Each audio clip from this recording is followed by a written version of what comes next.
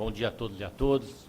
Quero cumprimentá-los, cumprimentando os membros da mesa, o nosso presidente da Associação Comercial e da FACESP, Alencar Burti, o nosso coordenador dos trabalhos, nosso querido Jorge Borhausen, cumprimentar o nosso querido vice-governador, membro também dessa casa, Guilherme Afife Domingos, senador Marco Maciel, Roberto Macedo, Chapina, saudar aqui a presença do Rui Palmeira, jovem deputado eleito por Alagoas, que prestigia também essa reunião, todos companheiros representantes de entidades.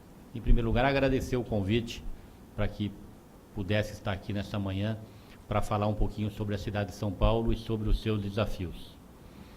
E também me congratular com a associação, porque se há algo que deu certo esse ano na Associação Comercial, dentre tantas iniciativas positivas, foi a criação desse conselho, que ao longo dos últimos tempos tem conseguido debater aqui os principais problemas do país, do Estado, da nossa economia, contribuindo para que esses debates possam trazer luz para o nosso desenvolvimento, para a solução dos grandes desafios que o país tem. Mérito esse conselho da iniciativa do Alencar, do Afife, e também pela feliz iniciativa de convidar o nosso querido Jorge Borhausen para coordenar esse conselho.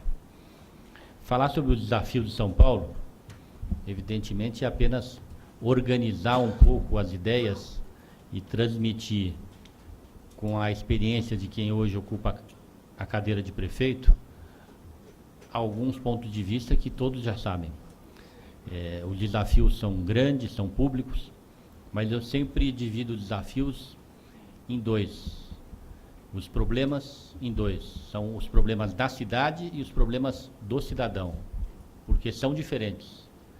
São Paulo tem 11 milhões de pessoas que aqui vivem, 11 milhões de brasileiros que moram aqui. Um número maior de brasileiros que vivem aqui, trabalhando, mas não dormem aqui. Mas aqueles que dormem aqui, portanto têm domicílio aqui, são 11 milhões, entre 10 e 11 milhões, o censo ainda não está pronto. E, evidentemente, nós temos no campo pessoal o campo da saúde e da educação. Por que o campo da saúde e da educação? Porque desses 11 milhões de pessoas que aqui moram, 7 milhões e meio dependem do atendimento público de saúde. Portanto, é evidente que eles têm uma preocupação muito grande com a melhoria da qualidade do atendimento público. E desses 11 milhões de pessoas que aqui moram, nós temos 2 milhões e 200 mil jovens que estão na rede pública de ensino. Vejam só, 2 milhões e 200. Aproximadamente 1 milhão e 100 mil na Prefeitura de São Paulo e aproximadamente 1 milhão e 100 mil no governo do Estado. Portanto, 2 milhões e 200 mil. Se nós levarmos em consideração que esses jovens não têm irmãos, é evidente que tem, e que não têm pais falecidos, nós temos 6 milhões e 600 mil pessoas entre alunos, pais e mães. Como temos irmãos, nós temos um número reduzido. E há 2 anos e meio atrás, aproximadamente, o jornalista Gilberto de Menstein, que foi quem trouxe essa reflexão para mim e para o Serra, num almoço que estávamos tendo, e realmente é algo que é simples, mas ninguém tinha parado para pensar, não é? Essa conta, pai, mãe e aluno. E nós temos feito de 3 em 3 meses esse levantamento. No último levantamento, nós tivemos 5 milhões e 280 mil pessoas, aproximadamente, entre pais, mães e alunos. É extraordinário, porque se você pesquisar junto a essas pessoas qual é a maior preocupação que eles têm, 90% das respostas vão indicar saúde ou educação, os dois, é evidente. Quem tem um filho numa rede pública de educação, ele vai falar que quer que o seu filho seja bem educado e que a prefeitura procure fazer o maior esforço possível para melhorar a educação no ensino público, assim como o Estado, e da saúde da mesma maneira. E é diferente quando você faz a abordagem junto a esses 11 milhões de cidadãos em relação à cidade, não em relação a si próprio. Daí muda a resposta. A resposta passa a estar no contexto do trânsito, do transporte público, da segurança, mas não são respostas imediatas, elas são mais genéricas, elas precisam ser estimuladas pelo pesquisador. E entendendo que sejam efetivamente essas as preocupações, os grandes desafios da cidade e do cidadão, que nós temos que deixar São Paulo preparada para continuar investindo na melhoria desses setores da nossa cidade. Essa é a razão de nós estarmos, por exemplo, no campo do transporte público, investindo no metrô. As pessoas perguntam, poxa, mas não tem sentido São Paulo investir no metrô, porque isso é demanda para o Estado. Mas na medida em que São Paulo, cidade, passou a investir no metrô, no transporte público, nós tivemos muito melhores condições políticas de cobrar investimentos do governo do Estado e do governo federal. Tanto é que os dois candidatos a presidente da República, tanto o Serra quanto a Dilma, assumiram publicamente o compromisso de investir com recursos da Fundo Perdido no metrô das regiões metropolitanas. Agora podemos cobrar porque existe o compromisso, mas esse compromisso ele foi em cima muito da nossa participação, do nosso exemplo, o que nos dá segurança de poder contar com esses investimentos. No campo das melhorias de condições da cidade, como os investimentos em saúde e educação, que são as prioridades do cidadão, eles são muito expressivos. A legislação ela preconiza um investimento de 15% dos recursos municipais em saúde. Nós chegamos a investir 22% do orçamento.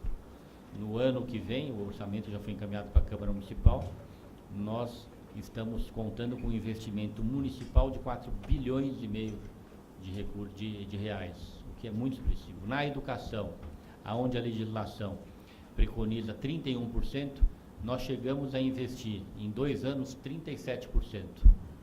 Essa é a principal razão, segundo as pesquisas, da boa avaliação que a gestão tem junto aos cidadãos, os investimentos em saúde e educação, que também vale a pena, sempre lembrando a abordagem, porque às vezes os meios de comunicação eles transmitem uma verdade, mas sem interpretá-la. Se fizermos uma consulta junto aos cidadãos de São Paulo em relação à satisfação deles com o serviço de saúde e de educação, eles evidentemente vão dizer que estão insatisfeitos. Mas quando a abordagem se melhorou, 90% responde que melhorou e muito. Então, essa satisfação existe, comparativamente avançou muito, mas o consumo de recursos, queria saudar aqui a chegada do nosso sempre ministro, querido deputado, amigo Luiz Carlos Santos, mas a razão, em função desses investimentos, nós acabamos tendo poucos recursos para as outras áreas que demandam investimentos na cidade de São Paulo. E essa é a razão de termos diminuído de uma maneira bastante expressiva o investimento em grandes obras na cidade. Vamos nos recordar que há 10, 12 anos atrás, São Paulo sempre era um canteiro de obras.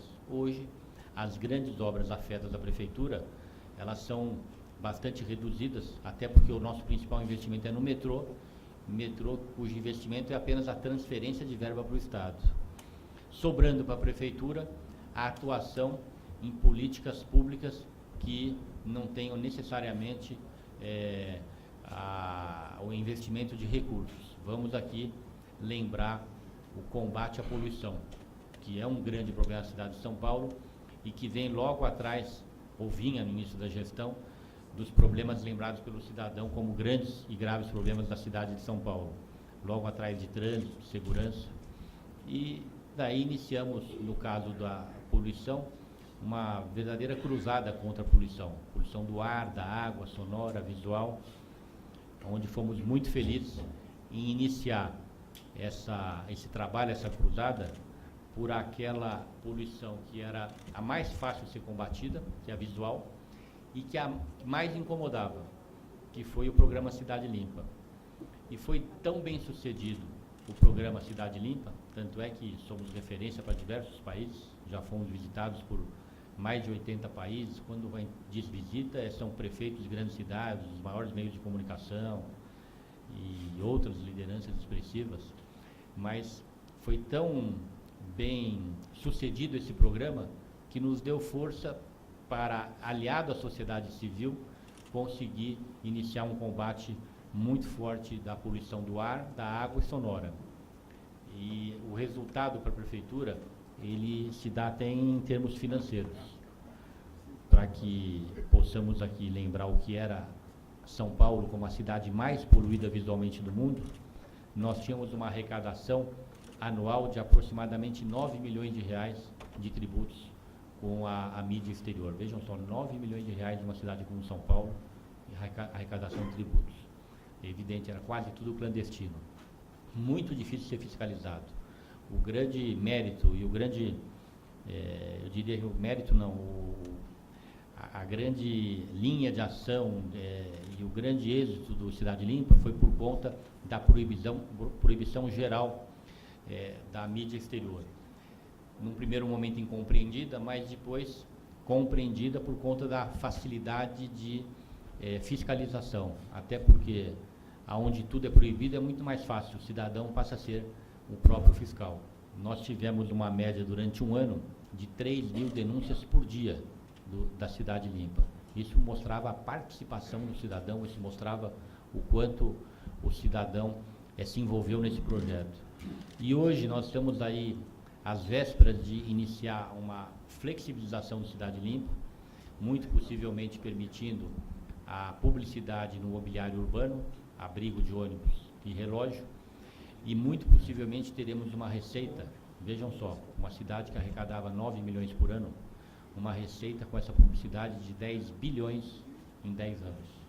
Vejam a diferença. Temos sido procurados por empresas multinacionais do mundo inteiro, semanalmente, já fazem 2 anos, do mundo inteiro querendo participar dessa licitação, porque é uma cidade onde tem nada, zero de publicidade, de mídia exterior, e que vai ser permitida apenas imobiliário. Vejam o valor dessa publicidade, vejam a transformação por que vai passar a cidade. E algo que não vai incomodar. Vamos ter abrigos novos, vamos ter a publicidade bem regulamentada, fácil de ser fiscalizada, porque é permitida apenas nesse imobiliário, e com receitas expressivas vindo para a cidade de São Paulo. Mas o ganho adicional do êxito do Cidade Limpa no combate à poluição visual foi a cidade nos cobrar para iniciarmos o combate à poluição do ar, a sonora e da água.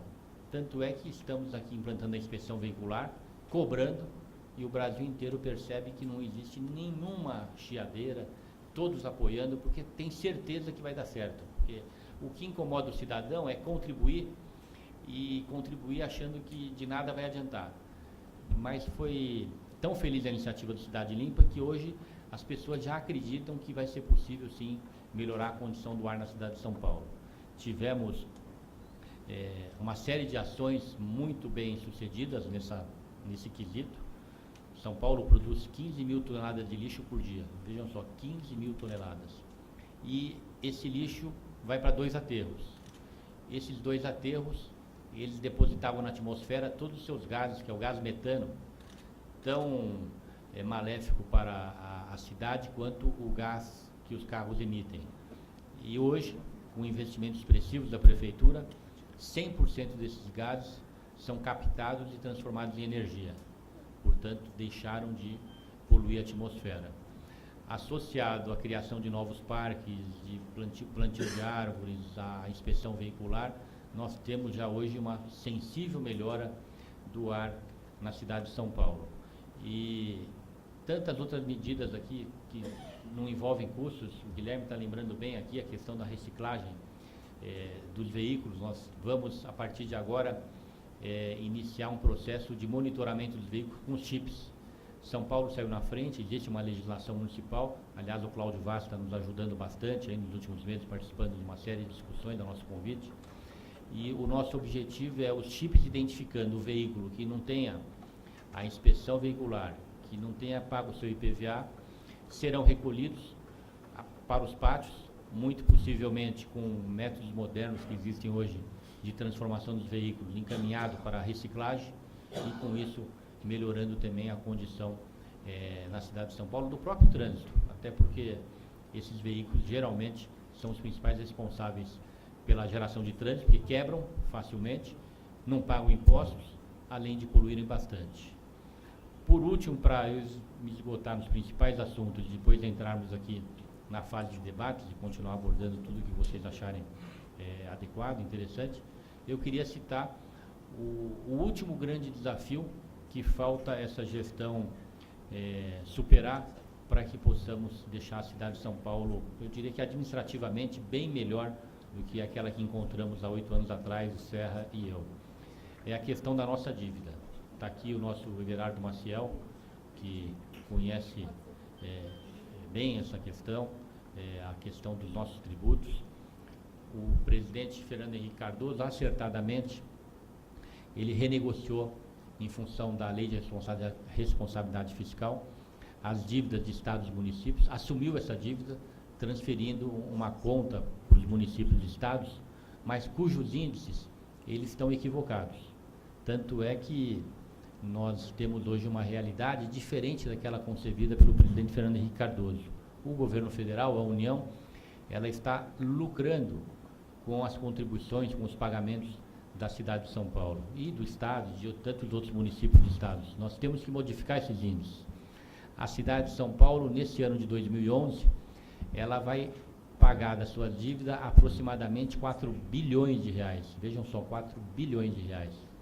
Sendo que o correto, segundo aí estudos do nosso querido professor Luna, Mauro Ricardo, que estão mais atualizados em função dos cargos que tiveram nos últimos anos aqui na cidade e no estado, acreditam que com a transformação desses índices para índices mais adequados, mais corretos, nós estaríamos pagando aproximadamente 2 bilhões de reais. E é evidente que são recursos que fazem muita falta para a cidade de São Paulo, e esse é o nosso desafio, sensibilizar o governo federal. Não fomos felizes nos últimos 8 anos. O presidente Lula, por diversas vezes, ele entendeu que era correta a abordagem, a discussão e a transformação, mas não chegou a propor nenhuma mudança. E esse é o nosso desafio para os próximos 2 anos, para que a gente possa realmente, com os recursos que sobrarem desse pagamento, deixar São Paulo preparada para retomar os investimentos daquelas grandes obras que eu disse que foram deixadas de lado, mas são importantes na cidade de São Paulo. Até porque o patamar de investimentos em saúde e educação, ele é mais do que adequado.